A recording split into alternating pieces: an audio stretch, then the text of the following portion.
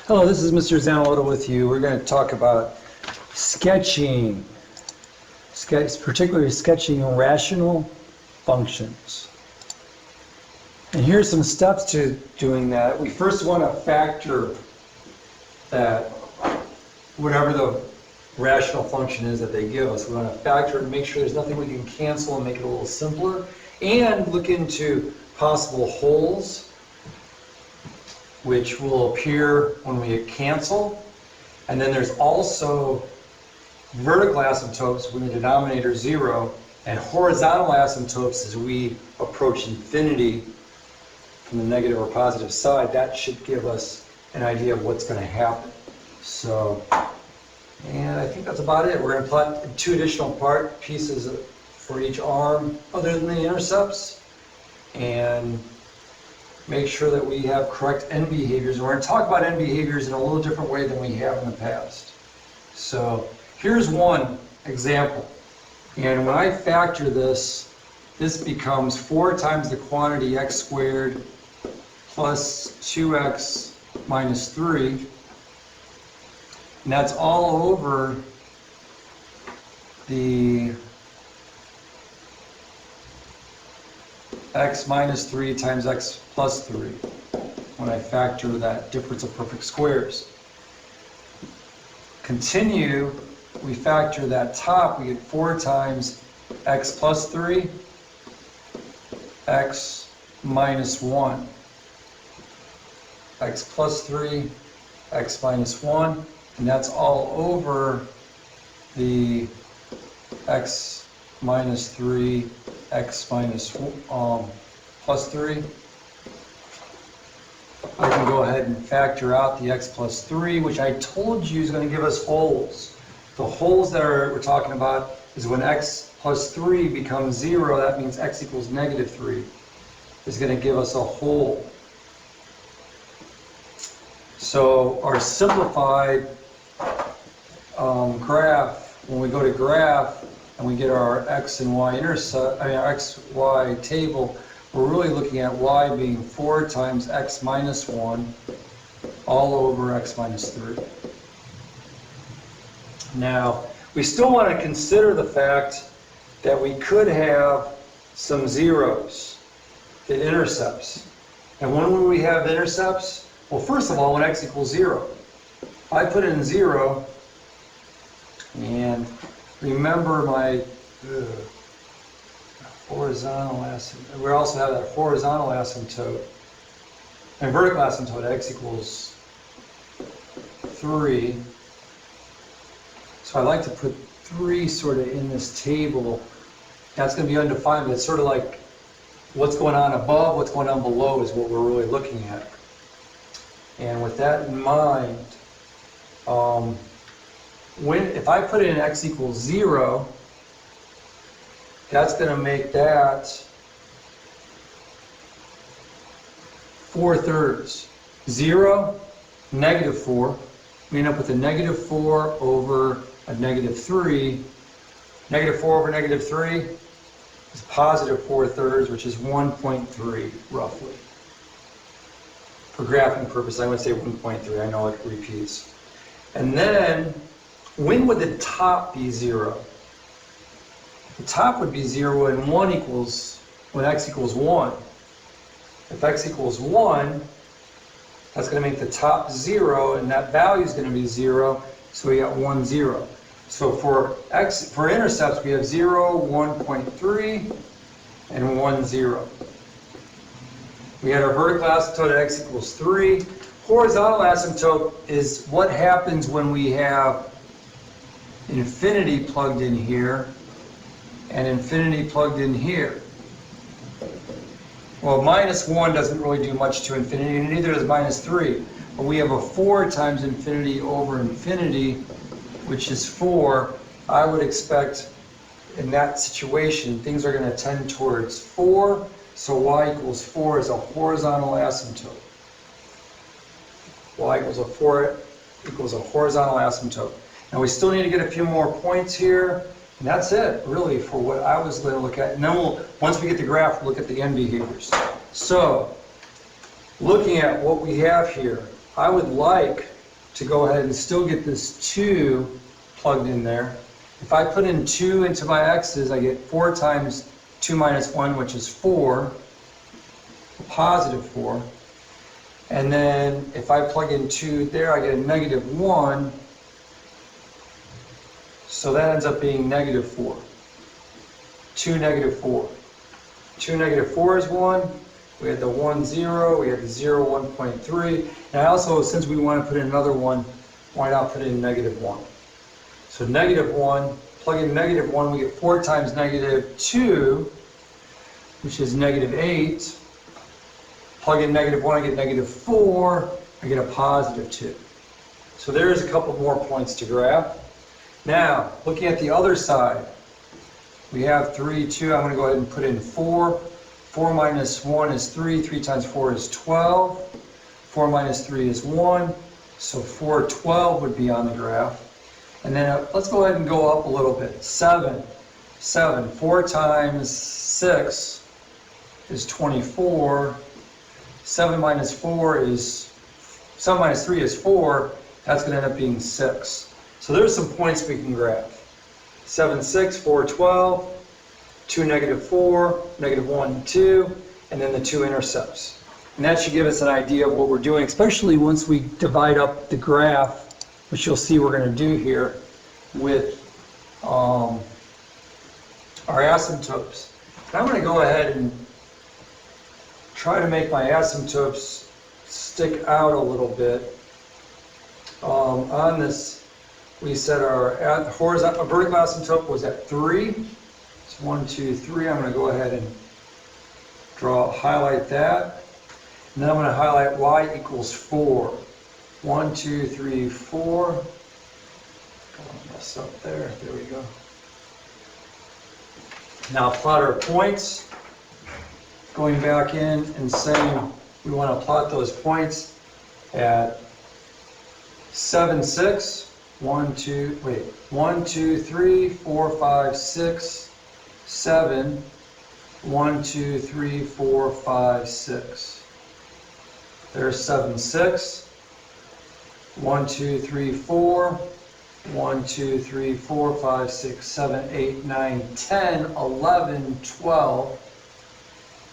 Unfortunately off the graph. And then we have 2, negative 4. 2, negative 4. 1, 2, 3, 4. I have 0, 1.3. I have 1, 0. And I have a negative 1, 2. So I got what's going on here.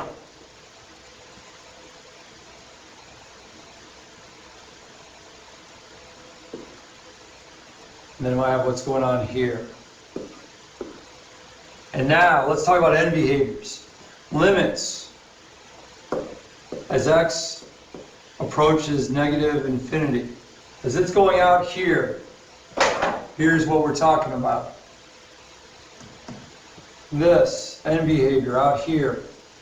As x approaches negative infinity, it's going up to positive 4. So the function f of x is going to a positive 4. My limit as x, the other end of this same one, this is where I'm going to tackle a new idea. This is in the middle, but this is an end behavior.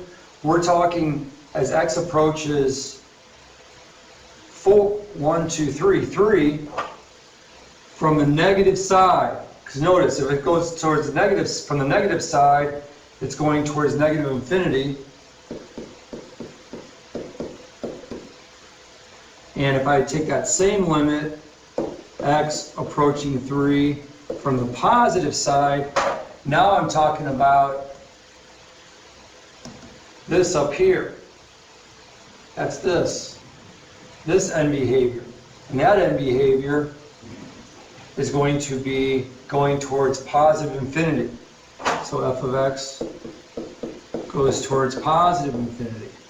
And then the last limit is the one over here,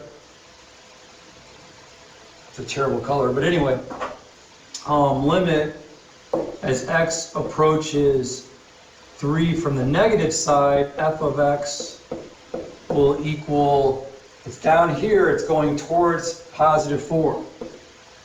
So those are my end behaviors. I have, oops, and wait. I messed up that last one. We already had done that.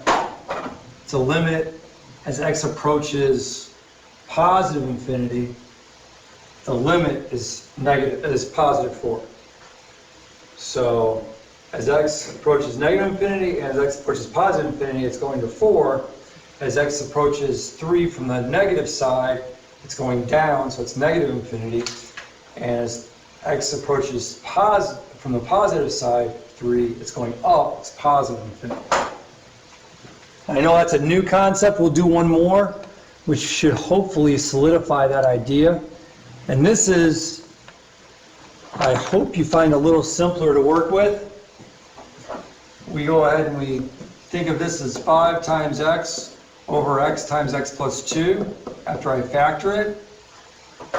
The x's will cancel, but that gives me holes. So now I'm going to come over here with the holes. I'm going to say x equals 0 is a hole. So when I sketch those things, there's one little piece that is out. That's an exact value, and that's going to be x equals 0 in this case. I'm going to go ahead and work with my 5 over x plus 2 now that I've taken that into account. And my intercept, well, first of all, my intercept x cannot equal 0, so that's going to be a vertical asymptote.